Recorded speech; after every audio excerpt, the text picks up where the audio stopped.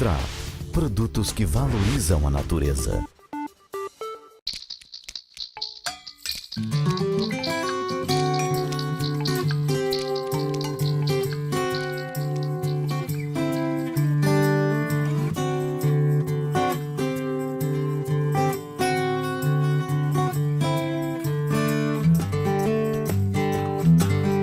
Olá, boa tarde. Hoje nós estamos aqui para fazer mais uma palavra do especialista com o Luizinho, que é a pessoa que talvez melhor saiba cultivar plantas no Brasil. Ele conhece todas, ele vai da plantação até a comercialização, ele é autor de livros, ele tem um vasto conhecimento de plantas e nós vamos falar um pouco com ele. O Raul Cânavas, que normalmente está com a gente, teve um probleminha, não está aqui, no lugar dele está a Cristiane Fênio, que é editora da revista Natureza.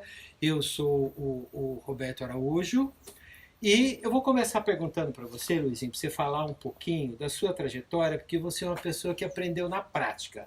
Tudo que você sabe é na prática, certo? Então me parece que você começou a passar a vida no meio de livro, fazendo contabilidade, aquela coisa toda, desistiu disso para cuidar de plantas. Como isso aconteceu? Foi mais ou menos assim mesmo. Eu entrei em 78, eu estava iniciando meu curso de contabilidade e era à noite, aí durante o dia eu resolvi trabalhar. E eu pedi um emprego aqui na Dieberger, né? Isso em 78. Aí eu fui admitido e fui trabalhar no setor de produção de plantas com o meu irmão Eduardo, né? E aí comecei a adquirir a experiência de semeadura, limpar sementes, e principalmente o que ajudou bastante para gravar nomes, escrever as etiquetas de identificação das sementeiras, né? E aí eu tinha uma facilidade de gravar os nomes, então cada vez fui me interessando mais pelo assunto, né? Porque você hoje conhece plantas, nome científico, identificação, como poucas pessoas no Brasil e talvez no mundo. Isso é uma coisa tão importante no caso do Luizinho, que ele começou como funcionário, mas ele dominou tanto o assunto e cresceu tanto na empresa que hoje ele é sócio, é um dos proprietários da Dieberger, é isso, Luizinho? Eu sou da empresa Dieberger Plantas, né, que é uma das empresas do grupo, e o Christian é o majoritário e a gente é sócio do Christian Dieberger, né? Muito bem, então eu vou te fazer uma pergunta fácil e difícil. Quantas plantas existem no mundo? Eu não sei. Isso eu não sei. E ornamentais? Quantas ornamentais você tem aqui? O nosso acervo, contando em variedades, fica em torno de umas 2.500, mas não espécies, né? Variedades, por exemplo, mangas, tem diversas variedades de mangas, lixias, tem diversas variedades de lixia, e também tem as espécies, né? Tem muitas palmeiras, zinziberáceas, agora tem uma coleção grande de helicônias também do Christian. Então, é em torno de umas 2.500 variedades, né? E quando a pessoa vai escolher uma planta, você que conhece e sabe o nome delas todas, por onde a pessoa começa a escolher uma planta para botar no jardim dela? Que critérios ela usa para ter sucesso? O que é mais importante? Bom, quando ela vem atrás da planta, normalmente ela viu em algum lugar, né? Ou viu, hoje em dia, existe muito procura de plantas que a pessoa vê na internet, em revistas, né? Ela vem procurar esse tipo de planta. Só que ela não tem noção se realmente aquela planta vai no jardim dela, se não vai, se aquela planta existe no Brasil. O problema da internet é esse, que muitas vezes a pessoa vê a planta na internet, mas é planta que não é cultivada por aqui, né? Não tem por aqui e a pessoa procura porque acha bonito, né? E daí a gente tem que explicar que aquela planta ainda não foi introduzida no Brasil, que não é compatível com o clima nosso, né? Então a nossa função é passar essas orientações, né? Você é colaborador da revista Natureza já há muitos anos, quantos? 20 anos mais ou menos? Uns 20 anos mais Uns ou menos. 20 anos que você colabora. E você responde às dúvidas dos leitores. Qual que é a dúvida mais frequente? Onde as pessoas mais se atrapalham no cultivo de uma planta? As duas as maiores dúvidas assim que a gente vê no dia a dia de responder as perguntas é sobre qual espécie que é aquela que ela tem lá, ela plantou, mas não sabe o que é, então ela manda foto para a revista para a gente identificar, né? No suplemento agrícola do Estadão também era assim, eles mandam uma foto e das variedades que ele tem lá e não sabe o que é, né? E também controle de pragas, doenças, né? Essas são as duas principais questões. Depois é tipo como cultivar, né? O que ela está fazendo de errado, porque a planta dela está derrubando folha. E qual é o erro mais frequente das pessoas? Qual é a maior dificuldade que elas têm nisso? Olha, pelo que eu observei da planta não ir bem, é o início, o plantio. Que o plantio, na verdade, ele é mais importante do que a própria muda, né? Mas é o que? O preparo do berço, o uso de Isso, preparo do vaso. berço, porque a grande maioria, ele observa que o torrão da muda, onde a muda está formada, ela tem um determinado tamanho. Às vezes, o saquinho, por exemplo, 20 por 25. A embalagem é pequena, então ela faz uma cova baseada naquele tamanho. Então, normalmente são covas muito estreitas, né? É o que ocorre. Daí a planta fica parada lá, não morre, mas a planta não desenvolve, né? Porque ela não revolveu a terra de acordo, não fez uma cova maior, né? Então, aí a pessoa tem a planta lá e a planta não desenvolve. Isso daí também é uma das principais questões, né?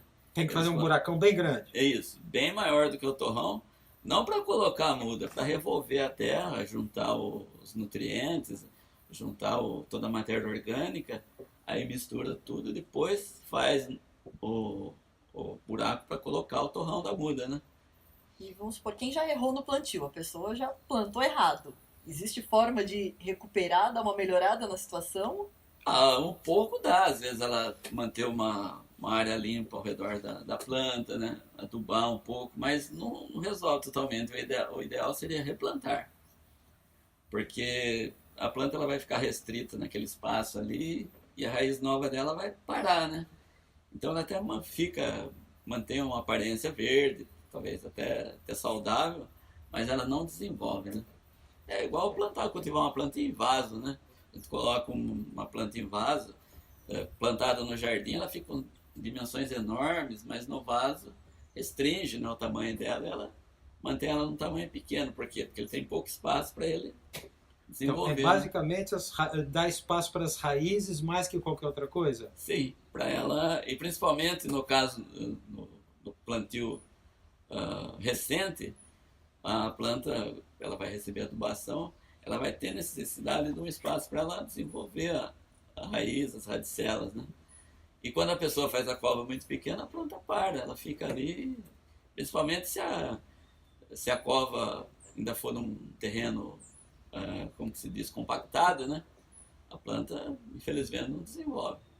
Quer dizer, esse é o principal ponto que você acha que pode falhar no cultivo de uma planta. Isso, porque tem um ditado americano que fala que a gente deve plantar uma muda de $1 numa cova de $2, né? Então a cova é muito importante, porque uma cova boa, ela recupera até uma muda ruim, né? E uma cova ruim Vai estragar a planta boa. Vai estragar a planta boa. E o preparo do solo? Porque tem gente que fala muito de preparar, fazer análise de solo, tem gente que fala, poxa, eu não tenho condição de fazer isso, meu jardim é pequeno. Tem algum segredo, algum macete para... É sempre aquilo que eu digo, né? Ele deve fazer uma cova bem tenra, né? Com bastante matéria orgânica. Farinha de ossos é muito bom para desenvolver a raiz. E o superfosfato simples também. Jamais fazer cova compactada, né?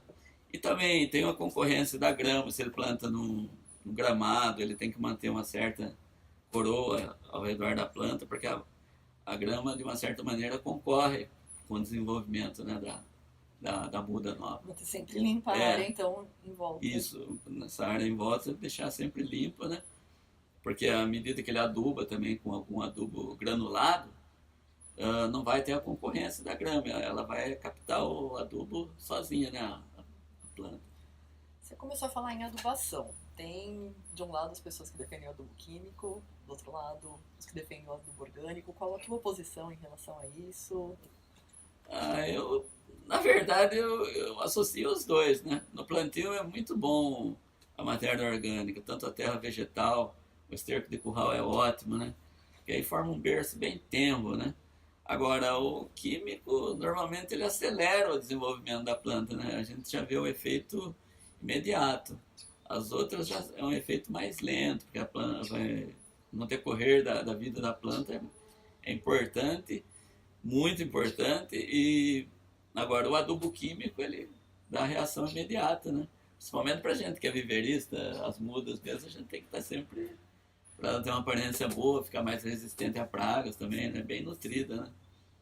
E a rapidez com que a planta cresce depende dessas condições, é insolação, a escolha do local correto de acordo com a planta. Como é que a pessoa faz isso? Como é que ela determina? Porque é uma somatória de fatores, né? Não basta o berço só, né? Ah, sim, ele deve, se é planta para pleno sol, ele tem que plantar a pleno sol. Se ele plantar na sombra, às vezes a planta definha, a planta fica estiolada, né? No caso de palmeiras, por exemplo, elas ficam com ela cresce sem uma formação compacta, bonita. E é o caso da jade vermelha também. Muita gente não tem sucesso com o plantio dela, porque às vezes ele planta a plena sombra, né? E ela necessita de sol, né? Ao contrário da jade azul, que já prefere lugares, principalmente no início, né, meio sombreado, né? Que ela é mais sensível. E a jade vermelha já precisa de sol mesmo, porque onde ela é nativa, nas florestas ela procura o sol e às vezes ela fica por cima da copa das outras árvores, né? Quer dizer, mesmo sendo jade, uma azul, uma vermelha, as necessidades são completamente diferentes. Completamente diferentes, que são espécies diferentes, gêneros diferentes, né? Então, Eu não sabia que era de gêneros diferentes, né? uma é Strongylodon e a outra é mucuna, né? Então, a mucuna já precisa mais sol, ela é mais robusta, cresce muito mais rápido, né? Então, aí entra, você olha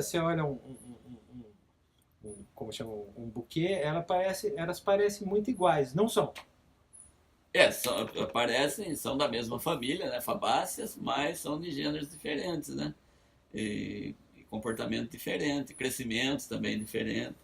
A azul, ela é mais delicada, os ramos são mais finos, né?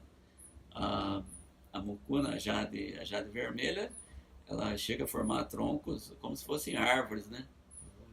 E cresce muito rápido, bem mais rápido floresce mais rápido que a azul. A azul é mais trabalhosa, mais melindrosa, né? E você tem uma planta favorita, uma que você gosta mais, um grupo de plantas que você curte mais? Como é que é essa questão?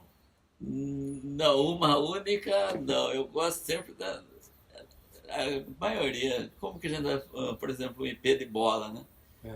Também o Androanthus impetiliginosa. É fantástico, né? Aí floresce uma Mércia, que seja, né? Uma rainha das árvores, também é linda. Então, eu acho que é sempre o auge da florada. Todas têm aquela beleza. Tem algumas que chamam mais atenção, realmente, mas não dá para escolher assim, não, essa para mim é a campeã. Qual a florada mais linda que você já viu até hoje? Você fala, aquela foi bacana.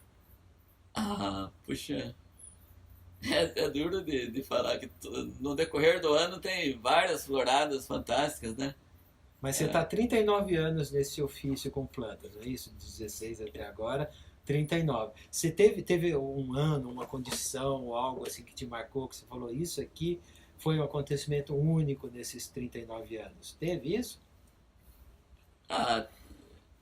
O que me impressionou muito, talvez assim, além do normal, foi a primeira florada que eu vi da mucuna bené, da jade vermelha, que foi impressionante, né? Que dá a impressão que a planta é acesa, né? Mas esse ano aqui em Limeira, a florada do ipê roxo de bola foi fantástico, uma coisa impressionante. Ele chegava a formar aquelas inflorescências redondas aí, em torno de 30, 40 centímetros, né? Então isso daí é impressionante, né? Não tem como a gente... Uma cássia ferrugínea também, floresce Obrigado, tá linda lá, muito obrigado. É na entrada da fazenda, a gente tem uma lá, o pessoal vem todo perguntar o que é, né? Então, são coisas fantásticas. Tem outras caixas também. Tem a, a própria, como que se diz, essa, puxa, agora fugiu uma árvore que eu estou querendo falar, outra cássia, como que eles chamam de cássia dourada ali da América Central, também é uma florada fantástica. Eu não vou te ajudar nem a Cris, o Raul te ajuda aqui. É uma planta que você vê ela florida esse ano, outro ano ela floresce e quer fotografar de novo. Ela é cássia moscata. Cássia moscata. Da América Central. Ela é linda, a gente chama ela de cássia dourada. É fantástico. Então a gente não tem como falar, né? Qual que é a mais bonita. Você falou bastante das árvores. E para quem não tem um espaço tão grande e vem aqui para você, não, eu quero uma planta que dê flor, uma planta bem bonita, o que você costuma recomendar? Então, mas não responda ainda não. Nós vamos fazer uma pausa pequenininha e você já responde. Tra. Produtos que valorizam a natureza. Estamos aqui falando com Luiz Bacher, que ele é também conhecido como Luizinho da Dieberger. E Dieberger é uma empresa que começou em 1893. 1893, ou seja, 4 anos, né? 124, 125, Agora, né? Não, Ano novo. é 125, porque já virou dezembro, aniversário, né? Então, mas se não me falha a memória, em 1872, 73, o Dom Pedro foi quem naturalizou o primeiro Dieberger lá atrás. Eu não tenho tanta certeza da data, mas é uma coisa assim. Então, ou seja, eu gosto de pensar que uma empresa como a Dieberger é responsável por muitas das plantas que tem nesse Brasil inteiro, né? Porque ao longo desses 120 e tantos anos, foram milhões e milhões de espécies que foram vendidas, que foram plantadas por esse Brasil afora, das plantas mais diferentes. Conta um pouco para nós, antes de responder a pergunta da Cris, que tá, não esqueci dela não, Cris, queria que você falasse um pouquinho, só para a gente ter um pouco a história, sabe? E como você entrou, o que você está fazendo por essa história. A pergunta ficou meio comprida, mas manda bala, vamos lá. Então, como a empresa é antiga, sempre houve as gestões, né? Quando eu entrei, era a gestão do João Derberg Jr., ele estava dando ênfase grande na época com plantas ornamentais. Depois dele veio a gestão do João Ernesto Dieberger, que ele focou muito na introdução da noz macadâmia. Então, os primeiros plantios começaram aqui na fazenda. Depois veio o agronômico também de Campinas. E também na lixia. As primeiras variedades comerciais de lixia que estão no mercado até hoje aí, também foi introduzido pela empresa. Quer dizer, quando a pessoa vai no mercado e compra uma lixia, de alguma forma ela está participando da história desse empreendimento, desse sonho isso, né? Que atravessa um século, né? Então, e foi atualmente da lixia, a Bengal é a que mais vende no mercado ainda, né? E foi justamente essa que foi introduzida pelo João Ernesto Dieberger. Então, teve uma importância grande economicamente para o país também, né? E outras variedades também, na época eles fizeram um grande trabalho na introdução de variedades de abacates, né? Mangas. Então, teve muita coisa que eles introduziram ao longo dos 124 anos. Né? Muito tempo. Cris, você quer refazer a sua pergunta, que eu te atrapalhei aí? Não, mas... Não, a minha pergunta era sobre... A gente estava falando de flores, quer dizer, para flores para o jardim, você citou muitas árvores. E para espaço menor, quando o cliente chega aqui e pede para você, olha, eu estou querendo flor, mas meu jardim não é muito grande. O que você costuma indicar? Sim, aí a gente pode indicar arbustos, né? Tem diversos arbustos que a gente trabalha. A gente foge um pouco daquela linha, por exemplo, azaleia, a gente não trabalha com uma planta bastante vendida. A gente oferece algumas novidades também, né? Como arbustos, como essa mussaenda vermelha compacta, a mussaenda dourada, que são para espaço menor e pode podar. Tem também a estrela do norte, que é uma planta nativo do Brasil, um arbusto muito bonito. A gente já tem outras opções para plantas também menores, né? O Luizinho, uma crítica que nós jornalistas escutamos com muita frequência dos especialistas, e o Raul Cánovas é uma pessoa que sempre coloca essa questão, é o fato de muitos paisagistas insistirem com algumas plantas, umas poucas espécies para o jardim. Você tem aqui espécies bem diferentes. O que você acha que podia ser feito para incentivar os paisagistas a usar espécies diferentes? O Brasil é tão rico, como é que poderia fazer para ele usar essas coisas bacanas, diferentes? Então, é meio complicado pelo seguinte, a maioria do público quer um jardim de imediato, né? Então, tem muitas plantas que eles colocam nos projetos com DAP, e tem plantas que eles procuram que eles colocam nos projetos, mas não acham também, né? Explica o que é DAP, porque a maioria das pessoas não sabe. É o diâmetro do caule da planta, né? Então, as pessoas especificam, e tem plantas que são raras, que são difíceis de encontrar, mesmo mudas menores, né? Então, mudas grandes, então a pessoa desiste de colocar também E também tem a falta de conhecimento. A maioria dos jardins, o pessoal procura fazer igual um ao outro, né? Se o vizinho dele teve um jardim de sucesso, que ele achou bonito, ele quer exatamente igual, né? Então não tem é difícil ter um desses paisagistas inovadores, né? Podem ver que a maioria que tem essas inovações, que deixam suas marcas no jardim deles, estão em evidência, né? São poucos hoje em dia, né? Que usa plantas diferentes.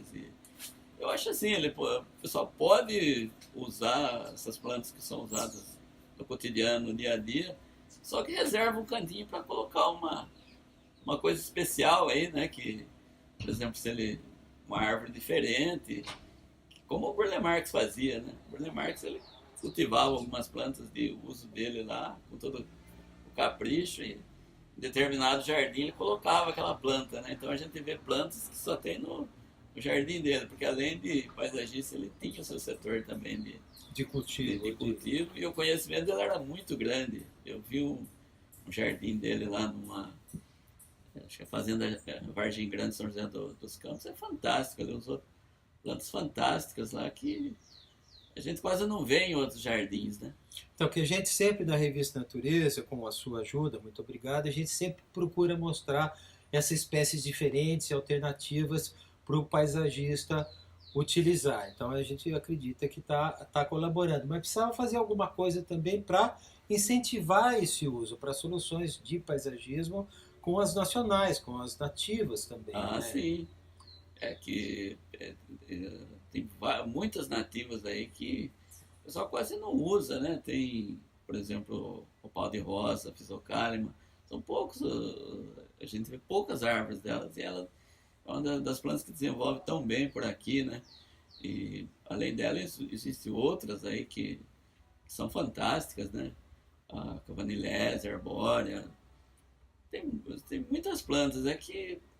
E é interessante também o pessoal iniciante visitar locais como o Instituto Plantarum, que lá a pessoa vê a planta isolada, vê como que ela fica.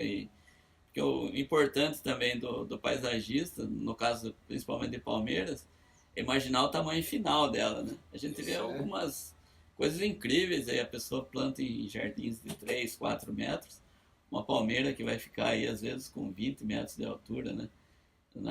Na frente de uma residência, em pouco espaço. Quer dizer, ele está plantando aí um problema futuro, né?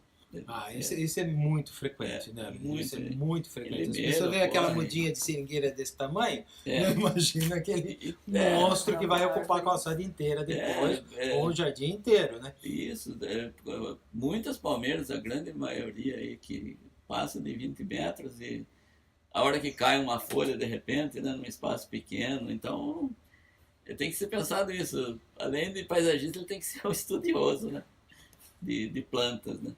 Isso. E uma coisa que eu queria saber de você é o seguinte: para desenvolver uma espécie nova, como essa mussaenda aqui, diferente, como é que E hoje tem muita patente em cima de planta, os holandeses fizeram disso uma indústria. Como é que você desenvolve novas espécies ou novas variedades? Novas variedades, né? Na Espécies verdade, o ramo nosso aqui não é tão. O ramo de flores toda hora sai. Os nossos são mais arbustos, árvores, já são espécies bem definidas, né? Então a gente tem um intercâmbio muito grande com colecionadores de árvores. Eles arranjam pra gente, traz uma variedade que ele acha bonito do arboreto dele, ele fala que tem aquilo. Se a gente interessa, a gente planta na fazenda.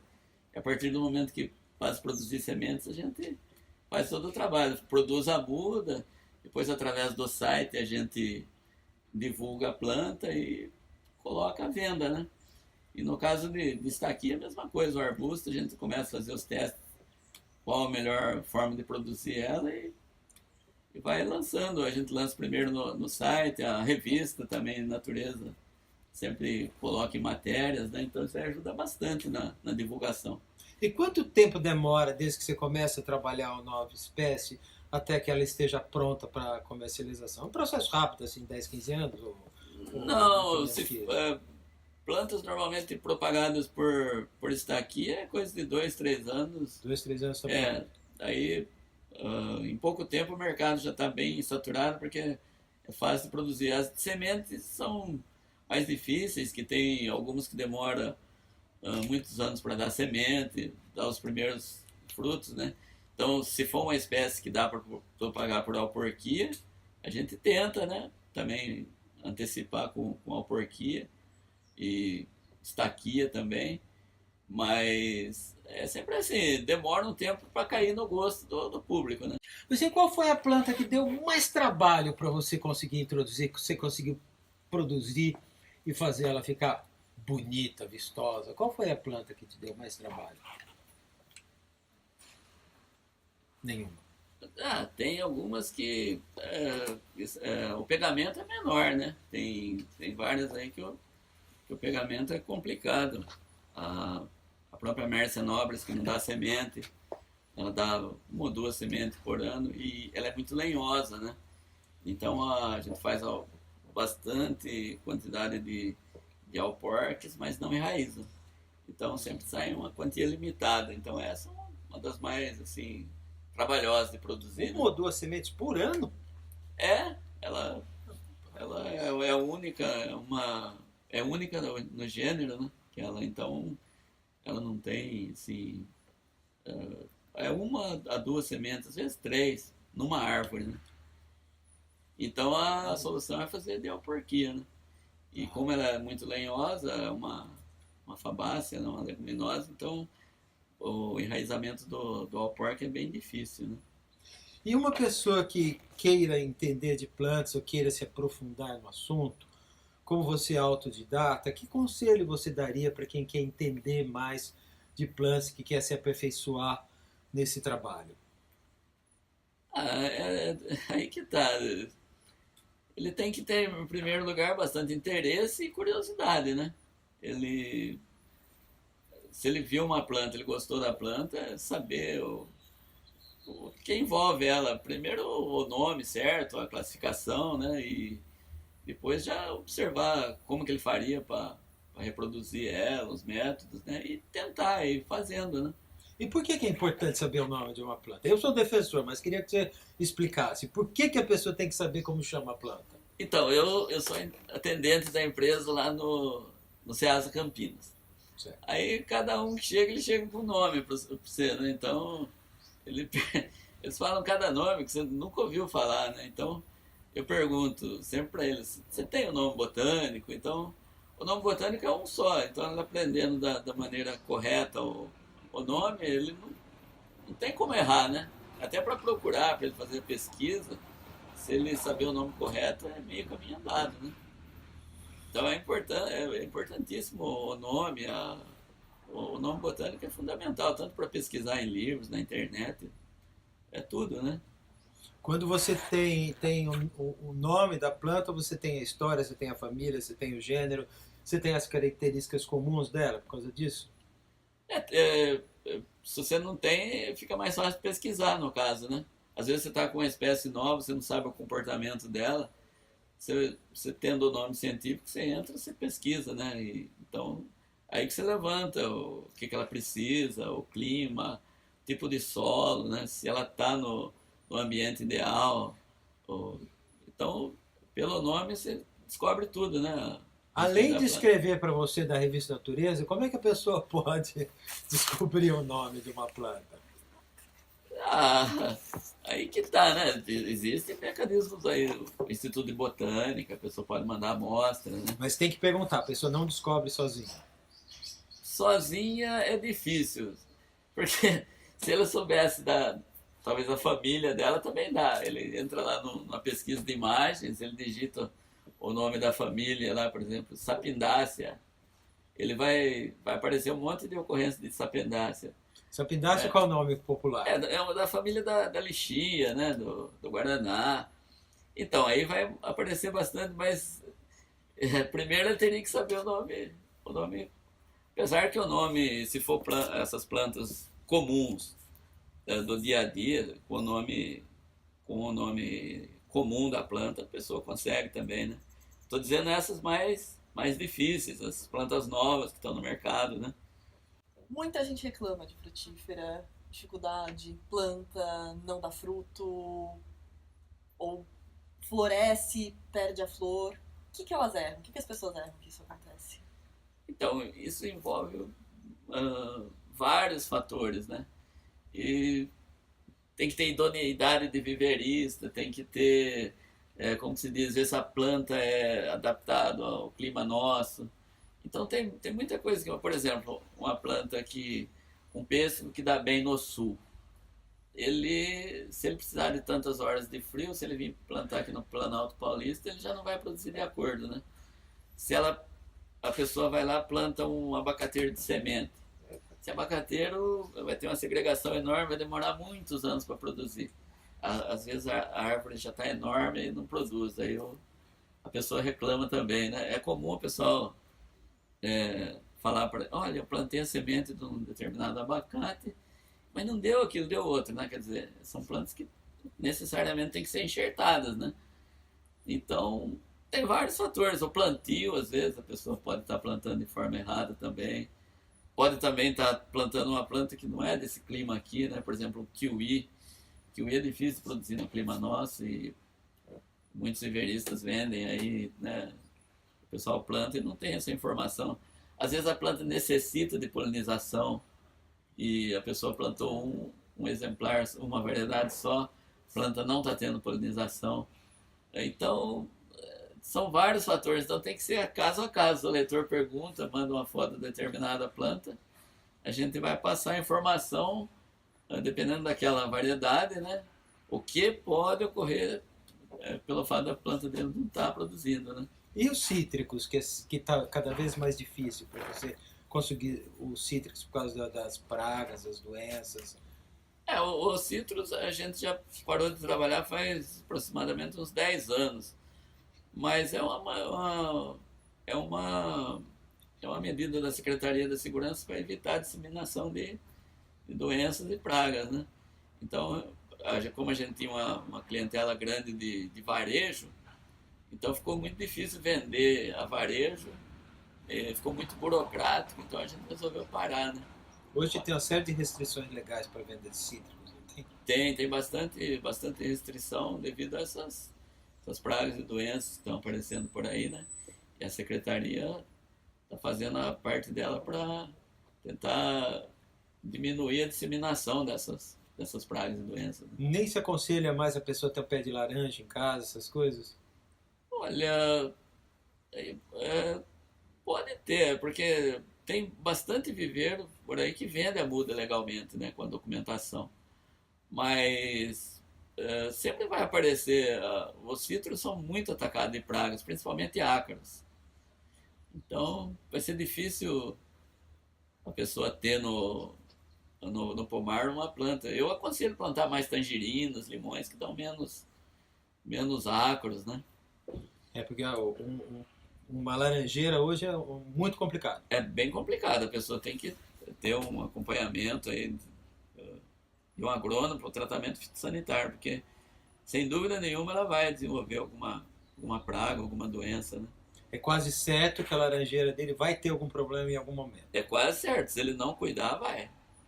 Principalmente ácaro da leprose, que é uma das pragas mais comuns de pomares, principalmente em laranjas, né? Agora, as tangerinas já são mais resistentes, né? A tangerina poncã, a tangor murcote, o limão, eles já são mais resistentes a esse tipo de ácaros, né? Entendi. Voltando para as ornamentais, para a gente já tá me encerrando. As ornamentais, assim, quantas ornamentais você tem aqui? Ou como a pessoa escolhe uma ornamental para o jardim dela, ou para o projeto de paisagismo? Quais os critérios para usar as ornamentais mais lindas? Olha, aí a gente tem uma oferta grande, né? Das 2.500 espécies, quantas ornamentais você tem aqui? Não é tanto, porque a gente faz muito do que tem demanda, né? O pessoal procura.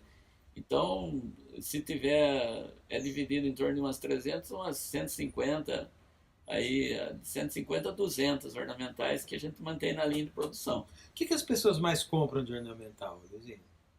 Olha, no caso nosso aqui tem muita procura de trepadeiras, né?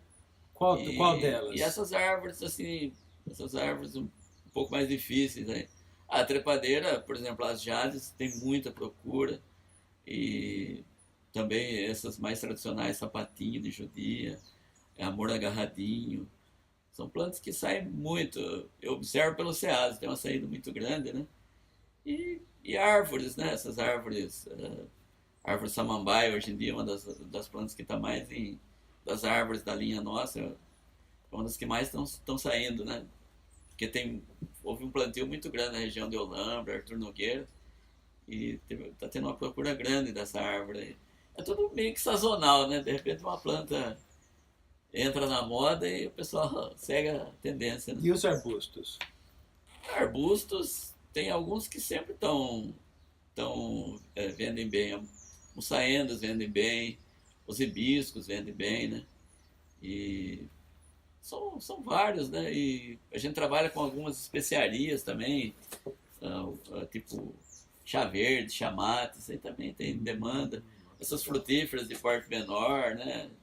Tipo fisales, frutíferas de porte maior, lixi, abacate, isso aí vende no geral a clientela nossa, né? Entendi. A gente não tem assim muito plantas adultas para paisagismo, né? Tá. A gente trabalha com algumas coisas raras também, que é feito meio que a conta-gotas, né? Então é um mix de produtos bem diversificado.